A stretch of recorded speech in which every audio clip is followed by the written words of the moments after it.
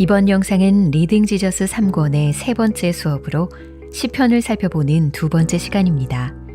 오늘은 시편에 수록된 시의 장르와 그 특징에 대해서 알아보겠습니다. 시편은 시문학이라는 독특한 장르에 속하고 본서에 수록된 각각의 시편은 또한 독특한 형태를 취하고 있습니다. 그래서 내용이나 분위기, 구조나 특징적인 표현이 서로 비슷한 시편들을 묶어서 그 장르를 구분할 수 있습니다. 다른 모든 성경과 마찬가지로 시편을 깊이 이해하기 위해서는 각각의 시편들이 속한 장르의 특징을 고려해야 합니다. 시편에 수록된 시에는 어떤 장르들이 있으며 그 특징은 무엇일까요? 이번 시간에는 시편의 많은 장르들 중에서 대표적으로 꼽을 수 있는 탄식시, 인정시, 묘사적 찬양시를 살펴보겠습니다.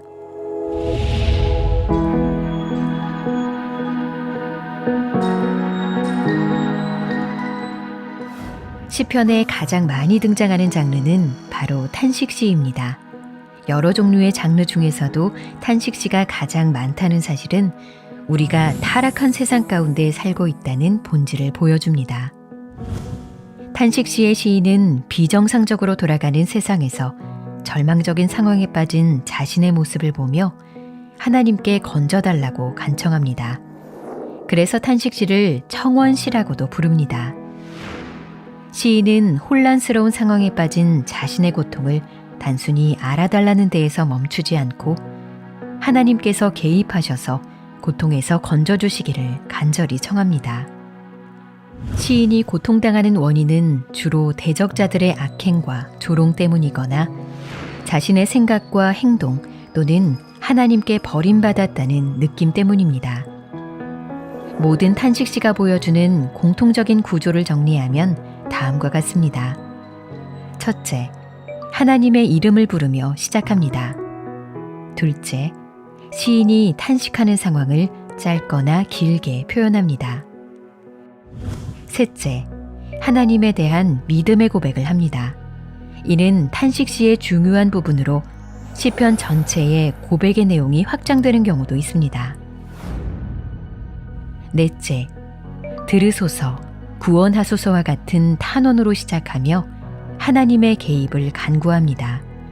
또한 대적자들을 향해 심판하소서와 같은 저주의 말을 하기도 합니다. 다섯째, 찬양을 서원하거나 하나님의 행하신 일을 인정하며 시를 마무리 짓습니다. 탄원시의 한 가지 주목할 만한 특징은 시인이 자신의 청원이 이미 응답되었다고 가정하지 않고 하나님께서 기도에 응답하셨을 때 그가 올려드릴 찬양의 내용을 말한다는 것입니다. 하나님께서 자신의 청원에 응답하실 것을 크게 확신하고 실제로 응답되었을 때 성전에서 찬양할 내용을 미리 올려드리는 것입니다.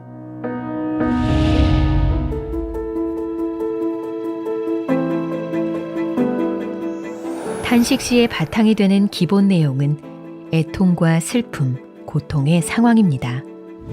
현대를 살아가는 우리는 여전히 탄식시의 시인이 겪은 것과 비슷한 상황을 경험합니다. 그런데 오늘날의 교회가 탄식시를 많이 다루지 않는 이유는 무엇일까요? 패배의 가능성을 수용하지 않으려는 낙관적인 문화에 살고 있는 현대 독자에게 탄식시라는 장르가 익숙하지 않기 때문일 것입니다. 해피엔딩을 좋아하는 오늘날의 문화는 비탄과 슬픔을 마주하고 싶어 하지 않는 경향이 있습니다.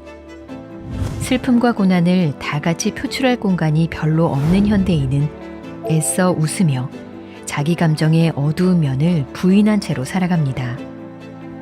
이와 반대로 시편 기자들은 하나님 앞에 자신의 슬픔을 있는 그대로 토로하며 탄식합니다.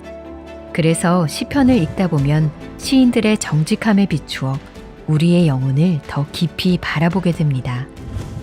어려움이 닥쳤을 때 그 불편함을 피하려고만 하고 하나님 밖에서 문제의 해결책을 찾으려 하는 우리의 본성을 발견하게 되는 것이죠. 우리는 시편 기자와 같이 탄식의 자리로 나아갈 수 있어야 합니다.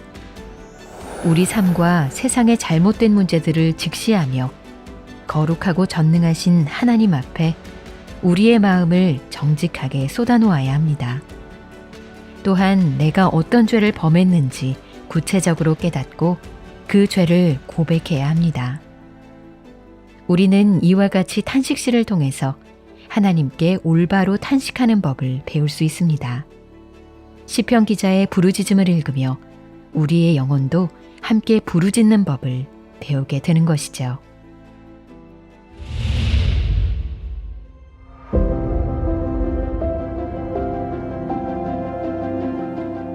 인정시는 하나님이 베푸신 구원의 역사와 그 은혜를 공적으로 인정하고 선포하는 장르의 시입니다. 인정시에서 시인은 고난의 때에 응답받은 기도의 내용을 회중들에게 알리고 하나님께서 자신의 삶에 행하신 일을 찬양합니다. 이처럼 인정시편들은 주로 시인의 개인적인 기도응답 경험이나 시인의 삶을 통한 하나님의 구체적인 구원 역사에 초점을 맞추기 때문에 매우 개인적인 간증을 담은 시편들이라 할 수 있습니다. 인정시가 보편적으로 지닌 4가지 형식을 정리하면 다음과 같습니다. 첫째, 하나님을 찬양하는 선포로 시작합니다. 둘째, 개인의 결단을 표현합니다. 셋째, 시인에게 구원이 필요했던 순간과 하나님께서 어떻게 그를 구원하셨는지를 재진술합니다. 넷째, 새로운 찬양의 서원 혹은 묘사적 찬양과 교훈의 내용으로 마무리 짓습니다. 모든 인정시는 단순히 구원의 역사를 알리는 것에서 그치지 않고 찬양으로 변화된 시인 자신의 삶을 고백하며 타인도 그런 기쁨의 찬양에 동참하기를 가르칩니다.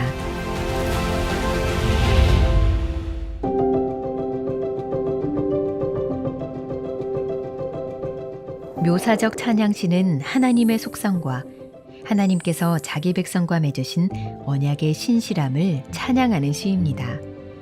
인정시가 시인의 개인적 경험을 담은 시라면 묘사적 찬양시는 하나님에 대한 보편적 차원의 시입니다. 그래서 시인은 여호와를 찬양하라는 뜻의 할렐루야를 자주 사용합니다. 묘사적 찬양시는 다음 3가지 구조를 갖고 있습니다. 첫째, 찬양으로의 부르심으로 시작합니다. 둘째, 찬양의 이유를 설명합니다. 셋째, 결론에 이르면서 다시 찬양하고 경배합니다. 묘사적 찬양시의 대표적인 특징은 하나님은 어떤 분이시다라는 서술형을 언제나 명령형으로 말한다는 점입니다. 청중이 실제로 찬양으로 반응할 것을 기대하며 할렐루야를 명령형으로 사용하는 것이죠. 본 장르에 속한 시에는 하나님의 속성과 돌보심, 그리고 하나님께서 인간에게 주신 율법서를 깊이 묵상하고 연구한 시인들만이 노래할 수 있는 내용의 찬양이 나옵니다. 이처럼 시인이 하나님을 찬양하는 모습은 오늘날 우리가 본받고 모델로 삼아야 할 찬양자의 모습입니다.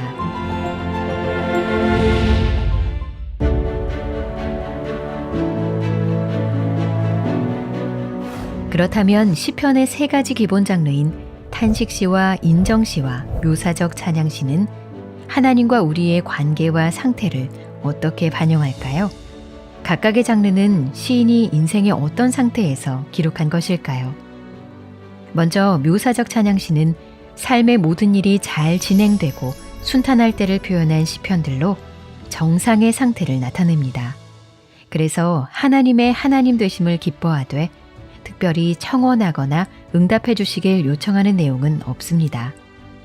다음으로 탄식시는 삶이 어려울 때를 표현한 시편들로 비정상의 상태를 나타냅니다. 시편에서 탄식시가 가장 많은 분량을 차지한다는 사실을 통해 우리가 타락한 세상 속에서 살고 있다는 본질을 볼 수 있습니다. 그래서 삶의 의미를 찾을 수 없고 환난 가운데 방향을 잃었을 때 우리는 탄식시를 통해 하나님께 돌아갈 수 있습니다. 마지막으로 인정시는 비정상적인 세상에서 혼돈에 빠졌다가 구원받았던 때를 기억하며 하나님께 감사와 찬양의 서원을 드리는 시편들로 재조정의 상태를 나타냅니다. 인정신은 우리의 버팀목이 다 사라지고 무너져도 하나님은 우리를 구원하시고 다시 한번 단단한 땅 위에 새로운 삶을 세우시는 분임을 보여줍니다.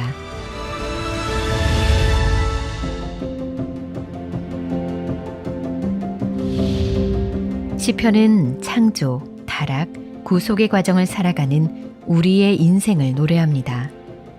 우리가 인생에서 경험하는 모든 어려움과 환난들은 하나님과 분리되어 심판 아래 놓인 타락한 세상에서 살고 있다는 분명한 증거입니다.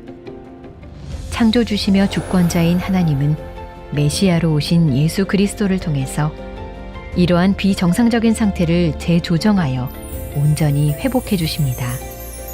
하나님은 우리 삶의 개인적 비정상의 상태를 해결해 주실 뿐 아니라 장차 새 하늘과 새 땅에서 모든 피조물을 대상으로 우주적 재조정을 이루실 것입니다.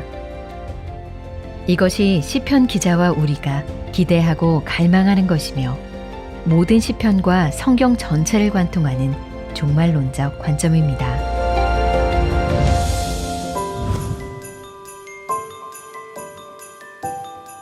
다음 영상은 리딩 지저스 3권의 네 번째 수업으로 총 5권으로 나누어진 시편의 구조와 메시지를 알아보겠습니다. 그 중에서도 시편 1권과 2권의 중심 내용을 함께 살펴볼 것입니다.